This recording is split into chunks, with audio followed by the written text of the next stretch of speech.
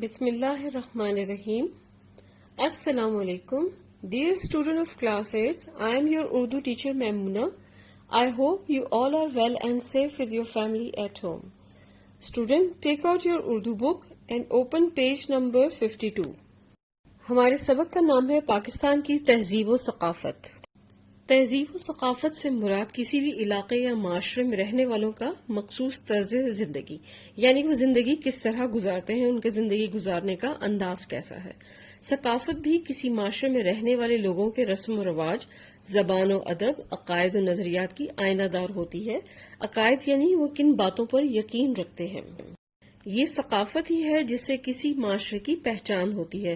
کسی معاشرے کی ثقافت کا اس معاشرے میں رہنے والوں پر بہت زیادہ اثر ہوتا ہے. جب ثقافت شہروں کے وجود، سلیقے، قانون اور اصولوں کے تحت انجام پاتی ہے تو اسے تہذیب کہتے ہیں. یہاں یہ بات واضح ہو گئی کہ ہر معاشرے، ہر علاقے کی ثقافت ایک دوسرے سے فرق ہوتی ہے. تھوڑی بہت ملتے جلتے تو ہوں گے رسم و رواج، لیکن مکمل طور پر مماثلت ان میں موجود نہیں ہوگی. پاکستان دنیا کے جس حصے میں واقع ہے اس خطے میں بہت سی تہذیبوں نے جنم لیا. پاکستان مختلف تہذیبوں اور ثقافتوں کے ملاپ کا مقام ہے. ان تہذیبوں میں مہر گڑھ، وادی سندھ اور گندھارا کی تہذیبیں شامل ہیں.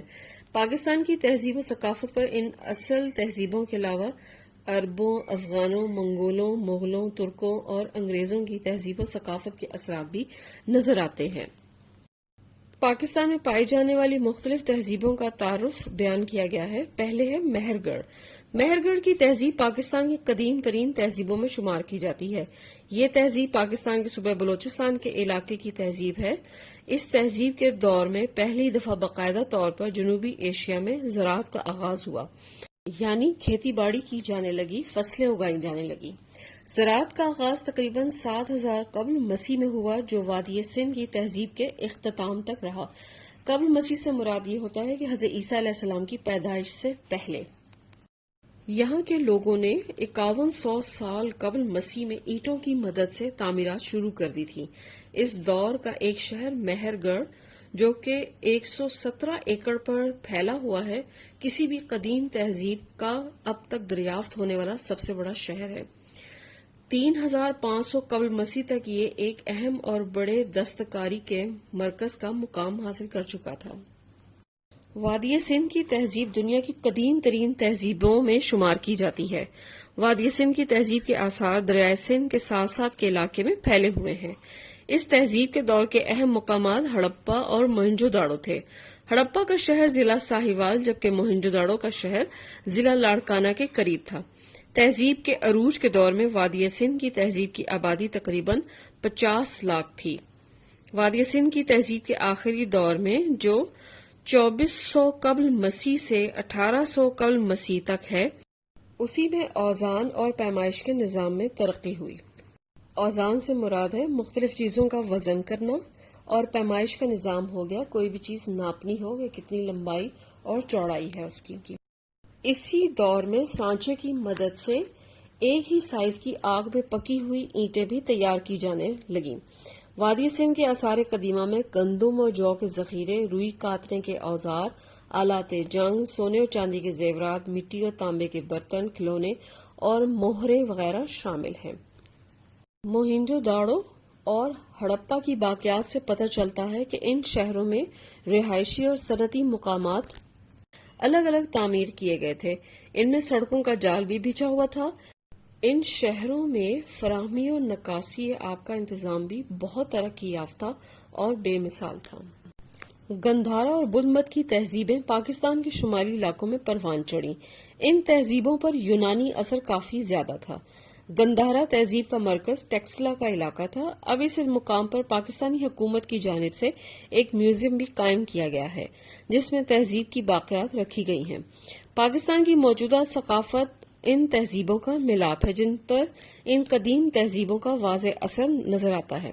پاکستان کی موجودہ تہذیب و ثقافت اسلامی رنگ میں بھی رنگی ہوئی ہے، کیونکہ پاکستان میں اکثریت مسلمانوں کی ہے. کیونکہ یہ ملک جو ہے وہ اسلام کے نام پر حاصل کیا گیا ہے، اس لیے یہاں کی ثقافت اور تمام اصول و قوانین جو ہیں وہ اسلام کے احکام کی روشنی میں طے کیے جاتے ہیں۔ پاکستان کے رسم و رواج سادہ ہے اور پاکستان کی قومی زبان اردو ہے، مگر پاکستانی زبانوں میں علاقائی زبانیں اور صوبائی زبانیں جو ہیں وہ بھی شامل ہیں، جیسے پنجابی، سندھی، پشتو، بلوچی، سرائکی، ہندکو اور براہوی زبانیں۔ پاکستان کا قومی لباس شلوار قمیض ہے، مگر صوبوں کے علاقائی لباس بھی زیبتن کیے جاتے ہیں۔ بزرگان دین کے عرس اور میلے پاکستانی ثقافت کا ایک اہم حصہ ہیں۔ غرض یہ کہ پاکستانی تہذیب و ثقافت پر اسلام کی گہری چھاپ نظر آتی ہے، مگر افسوس اس بات کا ہے کہ پاکستانی عوام اپنی تہذیب کو چھوڑ کر دوسروں کی تہذیب و رسم و رواج اپنا رہے ہیں جو کسی بھی طرح درست نہیں۔ زندہ قومیں اپنی تہذیب و ثقافت کو فراموش نہیں کرتی۔ ضرورت اس بات کی ہے کہ لوگوں میں اپنی تہذیب اور رسم و رواج کو زندہ رکھنے کے بارے میں شعور اور آگاہی پیدا ہو جائے تاکہ اپنی تہذیب و ثقافت کو بچایا جا سکے۔ امید ہے کہ آپ کو اسٹوڈنٹس تہذیب کے معنی اور ثقافت کا مفہوم جو ہے وہ سمجھ میں آ گیا اور قدیم تہذیبوں کے بارے میں بھی آگاہی حاصل ہو گئی ہوگی۔ Thank you student, stay home, stay safe, اللہ حافظ۔